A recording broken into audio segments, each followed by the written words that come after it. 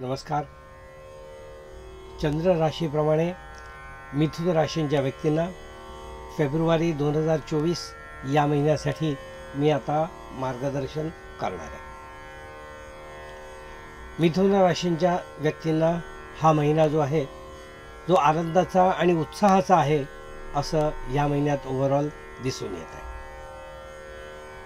अनेक गोष्टींपासून आपल्याला लाभ होणे, चैन करण्याकडे थोडी प्रवृत्ती असणे, चांगल्या चांगल्या वस्तूंची खरेदी करणे, असा अट्टहास असणे, अशा काही गोष्टींपासून तुम्हाला हा महिना आनंददायी आहे असं मी म्हणेन.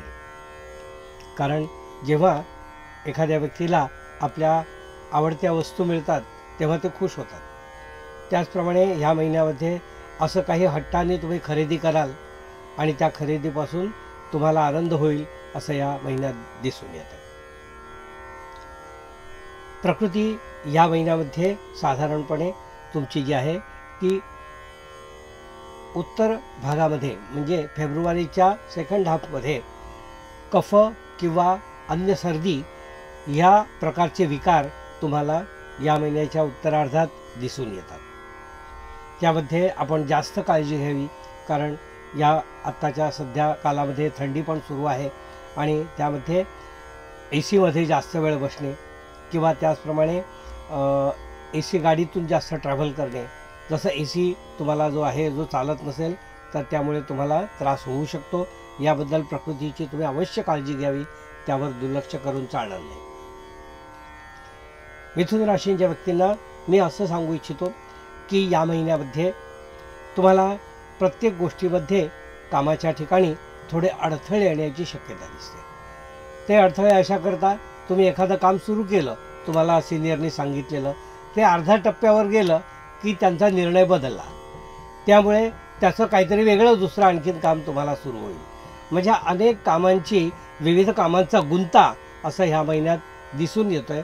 आपलं डोकं शांत ठेवा आणि प्रत्येक कार्य करण्याकडे आपला कल ठेवा, किंवा उगाचच अनुत्साहामध्ये आपली नाराजी व्यक्त होऊ देऊ नका की ज्यामुळे आपल्याला तुम्हाला म्हणजे स्वतःला याचा त्रास होऊ शकतो.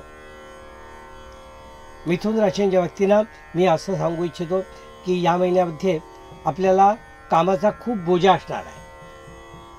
सामान्यतः पहिल्या पूर्वार्धामध्ये तुम्हाला खूप काम तुमच्या डोक्यावर असणार आहे, पण काम हे काम आहे आणि कमिटमेंट आहे, ती करायची. डोकं शांत ठेवायचं आणि जास्तीत जास्त वेळेत काम करण्याचा प्रयत्न करा.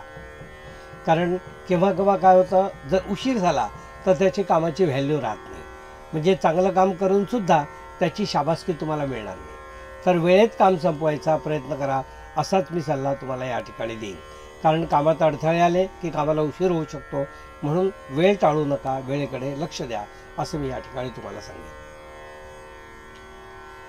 मिथुन राशींच्या व्यक्तींना मी असं सांगू इच्छितो की या महिन्यामध्ये जे छोटे व्यवसाय करणारे लोक आहेत किंवा ट्रेडिंग करणारे लोक आहेत त्यांनी थोडंसं या महिन्यामध्ये हात आखडता घ्यावा, कारण नुकसानीचा संभव यामध्ये दिसून येतो. काही वेळेला नुकसान झाल्यानंतर आपण काही पश्चाताप करत बसण्यापेक्षा अगोदरच जर आपण काळजी घेतली तर त्याचा तुम्हाला निश्चित लाभ होईल.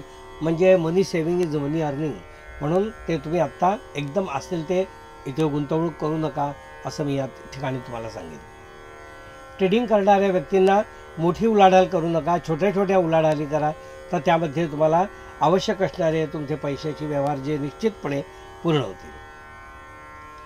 जे फ्युचर प्लॅनिंग करणारे आहेत, बिझनेस प्लॅनर्स जे आहेत, अशा लोकांनी खूप लाँग टर्म प्लॅनिंग या महिन्यात करू नये. म्हणजे 2 वर्षाचं 3 वर्षाचं असं प्लॅनिंग करू नये, कारण त्या प्लॅनिंगमध्ये बरेच बदल करावे लागतील तुम्हाला, आणि ते एकदा बदल झाले की आर्थिक जे घडी आहे ती विस्कटते, त्याच्यातसुद्धा बदल होतात. म्हणून मोठं प्लॅनिंग लाँग प्लॅनिंग असं काही या महिन्यात करू नये असं मी तुम्हाला सल्ला या ठिकाणी देतो. आपल्या घरातील वडीलधारी मंडळी, मोठी माणसं, आई वडील किंवा अन्य मोठी माणसं यांच्याबद्दल थोडी आपण काळजी घ्यावी या महिन्यात असं दिसून येतं. त्यांच्या काही तक्रारी किंवा त्यांना डॉक्टरांकडे व्हिजिट करायला जाणे, काही टेस्ट करायला जाणे, असं त्यांच्याबरोबर तुम्हाला कंपनी द्यावी लागेल असं मला या ठिकाणी दिसून येते. म्हणजे ज्येष्ठांच्या आरोग्याची तुम्ही या महिन्यात काळजी घ्यायलाच पाहिजे. असा तुम्हाला मी सल्ला देतोय. मिथुन राशीच्या व्यक्तींना मी असं सांगू इच्छितो की या महिन्यामध्ये साधारण पायाची दुखणी थोडी तुम्हाला दिसून येतात. म्हणजे पायात घट्टपणा येते, पाय घट्ट होणे किंवा स्ट्रेट होणे किंवा अन्य काही क्रॅम्प वगैरे येणे अशी शक्यता या महिन्यात तुम्हाला पायासंबंधी दिसून येते. त्याबद्दल जे तुम्हाला योग्य काळजी तुम्ही नेहमी घेता त्याबद्दल काळजी घ्या. म्हणजे त्यांच्या काही तशा टॅबलेट्स वगैरे तुमच्या असतील तर त्याप्रमाणे अवश्य काळजी घ्या. ज्यांना ब्लड प्रेशर वगैरे असा त्रास आहे या व्यक्तींनीसुद्धा त्यांचा औषधोपचाराकडे अजिबात दुर्लक्ष करता कामा नये. योग्य औषधोपचार घेत राहावं म्हणजे त्यांना काही त्रास होणार नाही. जी दाम्पत्य आपल्या मुलासाठी प्रयत्न करत आहेत नैसर्गिकरित्या त्यांना या महिन्यात अतिशय चांगला कालावधी आहे. उत्साहवर्धक वातावरण आहे. या महिन्यात काहीतरी नक्कीच बातमी तुमच्या हाती येऊ शकते असं मला या ठिकाणी सांगायचं आहे. उत्साह तुमचा द्विगुणित राहील त्या बाबतीत असं मी या ठिकाणी सांगू इच्छितो. धार्मिक बाबतीत जर म्हणाल तर धार्मिक बाबतीत तुम्हाला रोजचं वाचन वगैरे जे काही तुम्ही करत असाल ते करण्याकडे तुम्हाला फारसा वेळ मिळणार नाही. पण त्यातल्या त्यात जेवढं करता येईल तेवढं अवश्य करा असं मी सांगेन. नवीन शत्रुमाद्य निर्माण करू नका, कारण कोर्ट प्रकरणे वगैरे जी आहेत ती या महिन्यात तुम्हाला त्रासदायक होतील. कोर्टासंबंधी काही प्रलंबित दावे वगैरे असतील तर ती या महिन्यात त्रासदायक होणार असं या ठिकाणी दिसून येतं. हे होतं मिथुन राशीच्या व्यक्तींना मार्गदर्शन.